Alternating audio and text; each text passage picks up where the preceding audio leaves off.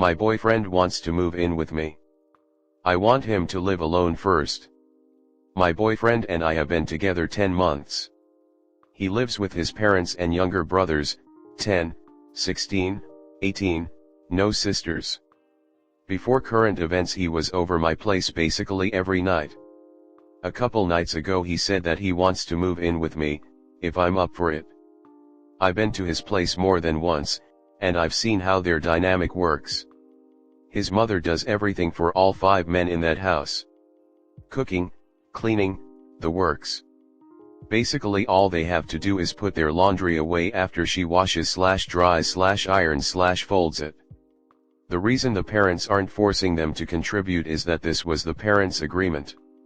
He works, she's a stay-at-home, so she raises the kids/runs the household and he pays for everything, with one of the clauses being that as she's doing everything there's no need to involve the boys. As a result, my boyfriend cannot do anything. I don't know how much of this is actual cluelessness and how much is him trying to get out of stuff, but he has told me, completely sincere, and I checked this with his mother, that he can't even fry an egg. Which is why, when my boyfriend suggested moving in together, I said I wanted him to live alone first. His plan was basically to go straight from his mother's house to my flat. I told him my hesitation, which is that he can't do chores. He then offered to pay more rent, 75%, in exchange for me doing all the chores. I said no. I don't want to be his mother, or his maid, I want to be his girlfriend. Then I told him I wanted him to live alone. Go from his mother's house to his own place, figure out how to do all the things he's never done for himself, learn some basic life skills, and then revisit us living together. This has caused a huge argument, biggest we've ever had.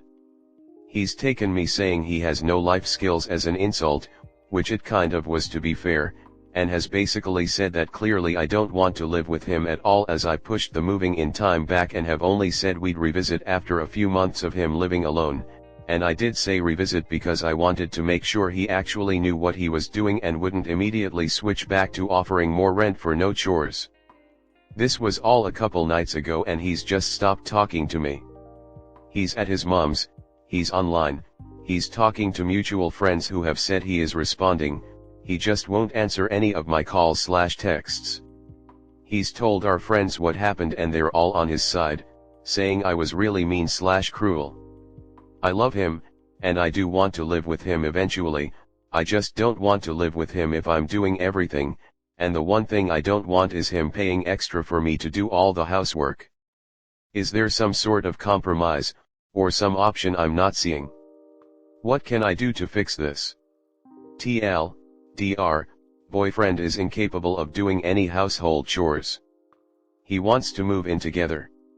I don't want to be his maid. We can't find a compromise and I would love any suggestions. Update, he called me and agreed to talk. He then basically said that he was never going to be willing to learn to do anything, and even suggested dividing up the chores, then I do my half and he hire a maid to do his half. Suffice to say this was something of a turn off and by the end of the conversation we broke up. Comment. I have made this mistake twice in my life so far.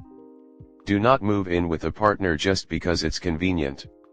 I've done that twice and came to realize eventually I'm not actually in love with them. You move in with someone when you're absolutely sure you love them. When you know everything about them. When you have good communication. If you move in with a partner because it's convenient, especially when you're young, you can feel trapped if the relationship starts to end. You're locked in a lease, stuck sharing a bed with someone you might not like/love, you grow to resent them.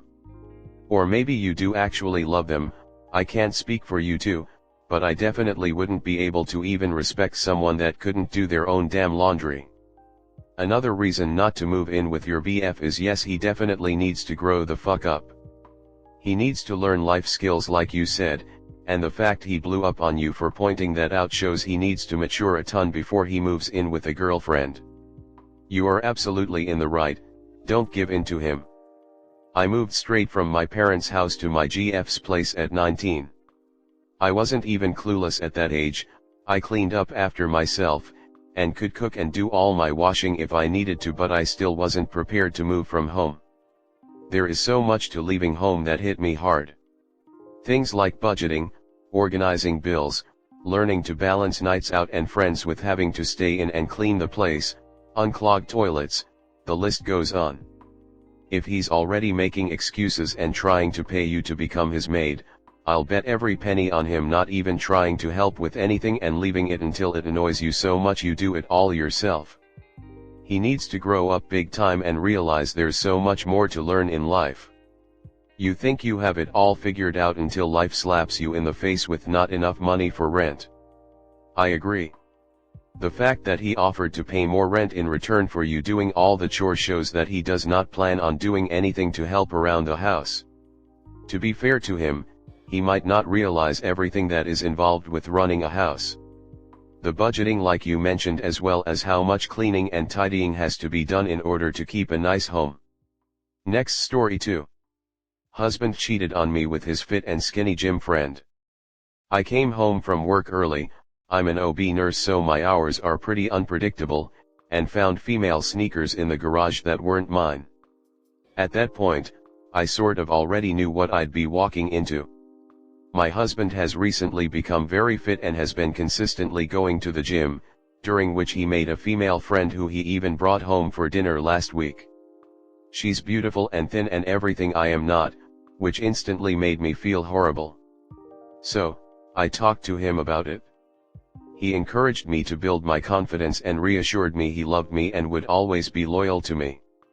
I walked into the laundry room from the garage and sort of tiptoed around the house before going upstairs. They were having sex. In our bed. With a framed picture from our wedding above the nightstand next to it. I silently left the room and got back in my car with tears streaming down my face and drove to get food and just sat in my car crying since. It's now almost 1 a.m., walked in on them at 7 p.m., and I've returned to the hospital. He called me asking why I wasn't home and I told him my shift is extended, but in reality, I'm laying in one of the on-call rooms bawling my eyes out as I type this. I feel so worthless and ugly and stupid. I don't even know how to proceed. On one hand I want to divorce him and never see him again, but on the other hand, I'm an ugly woman. It's not like I can do better. I just want to die. I feel so gross and the self-loathing is getting too much right now. Advice please.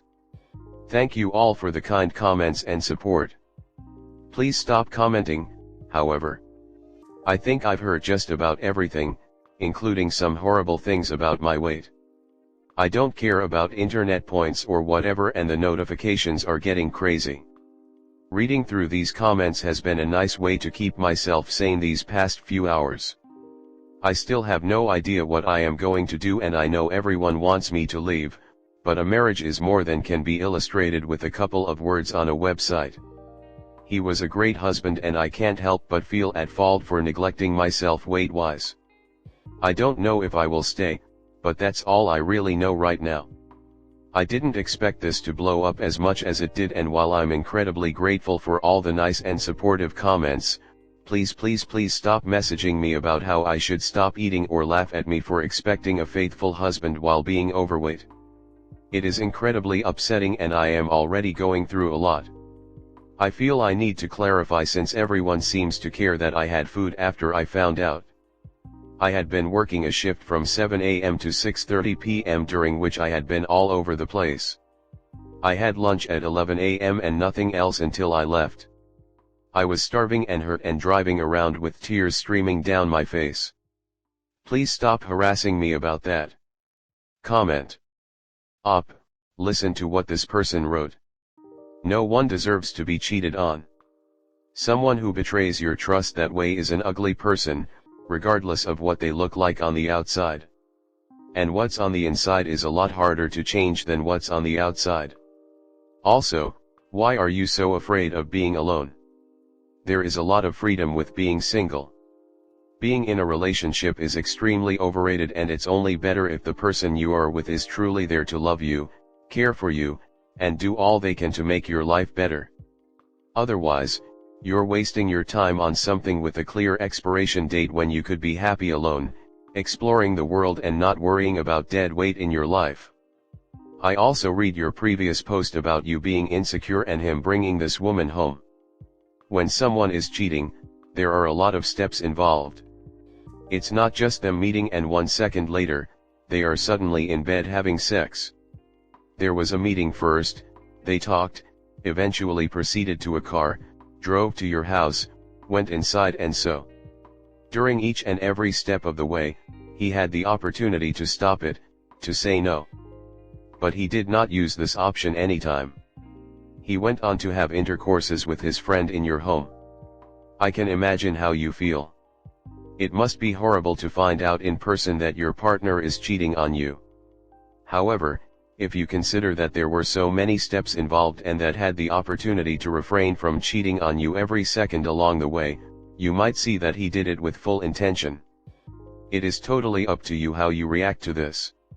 It's your life, your marriage. But no one deserves to be treated that way and feel the way you feel.